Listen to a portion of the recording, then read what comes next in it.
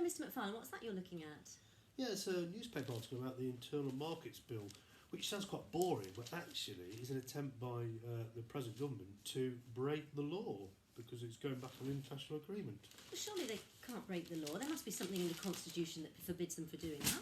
No, there isn't. In the UK, Parliament is sovereign, so effectively they can do what they want if they're in charge. See, that's fascinating because in the United States that would not be allowed because the Constitution says that that's not possible. Yeah, exactly. And the sort of typical argument for the Americans, and they're always quoting it, as the Second Amendment, the right to bear arms, justifies everybody having a gun.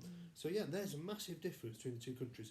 We don't have a constitution, so we make it up almost as we go along. So Prime Ministers today, as long as they've got a majority in the House of Commons, can pretty much do what they want.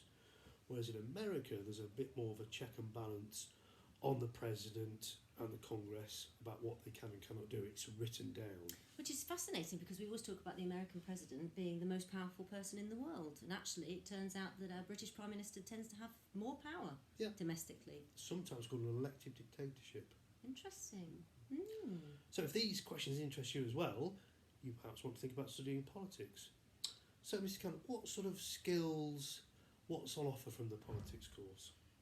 The skills that you would develop from studying politics, obviously things like independent research, the ability to formulate an argument and to engage in debate, justifying opinions, being able to persuade people of your opinion, which is very, very key, obviously, to getting people on board if you want to move forward with anything. Yeah, and I suppose the more general thing is we want to be able to understand where we've sort of how we've been governed like this. Can we do anything about it? Yeah, absolutely. So understanding, how we're ruled, where the power lies, for example. Are there any checks and balances like you've talked about? You know, do we actually have a say in how our country is run? Even though we talk about ourselves being a democracy, how much does the people have a say? How much can we, literally shape our destiny?